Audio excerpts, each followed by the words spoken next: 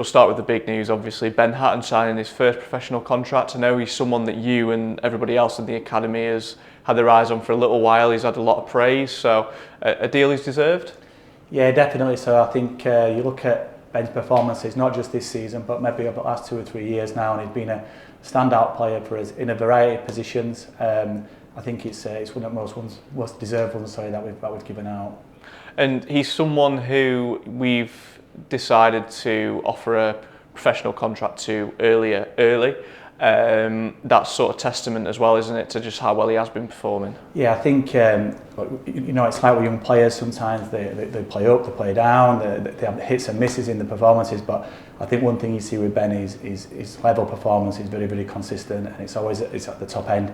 And he's a player that I think fans are going to really enjoy seeing. You know, when Ben gets the ball, people get off the seat. He's a very exciting player. He's added more goals to his game this year. He's playing off either side now on the wing. He can play behind a striker. We've played him as a striker before as well, and he seems to be able to adapt to lots of positions. So fingers crossed he can stay injury free and start pushing into that first team environment. And he seems like a pretty level-headed young person, so it's not going to be a case of now he's got the professional contract, that's going to be him just taking a step back. The hard work starts now, doesn't it? Yeah, I think so. I think for everyone who knows Ben, he lives, breathes football. He wants to talk to you about football all the time. He gets in touch with you all the time. He wants to improve his game. He's not a silly young man. He knows exactly where he is. He always wants to improve. Ben's sort of lad, if he wins 3-0 and he scores all 3 goals, he's coming up to you afterwards. He don't think he's done well enough. Sometimes probably a bit too hard on himself, but it's a good trait to have, particularly in an industry like this. He knows where he is, but he knows where he wants to get to. And Ben will now simply be looking at, brilliant, that's one crossed off, how do I get to the next step? And just for Millers fans who may not have seen too much of Ben, what kind of player is he? Like, what are sort of his main strengths? Yeah, he's a very skillful player. He's got a really good turn of pace over short distances. He worked really hard. As I alluded to before, when he gets the ball, you're expecting things to happen. He's good at going past people. He can come inside off either foot. He scores scruffy goals from 2 yards. He scores the good goals from 20 and 30 yards. He's a very good all-round youth player at this point in time. And Ben's the second academy player this season already to have been offered a professional contract. It's been 3 in the last 2 seasons as well in each of them.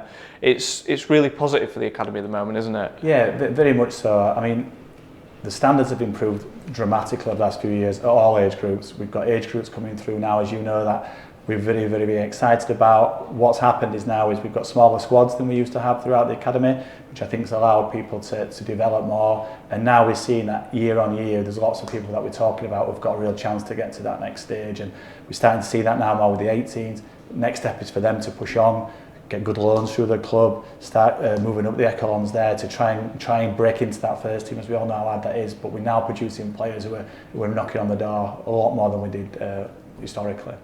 And for anybody else who's sort of in that under-18 setup at the moment, they'll see Ben getting a professional contract, and they'll see that if they work hard enough, that there is potentially a place for them and a pathway into the first team. Yeah, I think that's the good thing with this club. You saw it a few years ago with the first team management that's in, the last management that's in, the current management that's in. They want the young players to come through, they want them to do well. It's so important for the club. So the opportunities are there. We're not a club where we say we've only got 1 contract to give out, we've only got 2 contracts to give out. If we all deem somebody's ready for that next step, then we'll back them at the football club.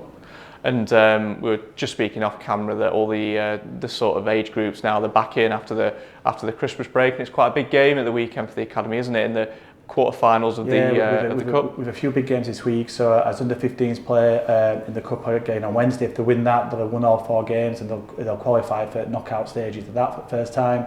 The under 18s have got a very tough game against Preston in the quarterfinals, the regional cup. So it's a big week for the academy this week. And obviously that's a competition, the EFL Youth Alliance Cup, that we've done well in the past, isn't it? So another chance to... Yeah, it'd be nice if we could get over the next hurdle.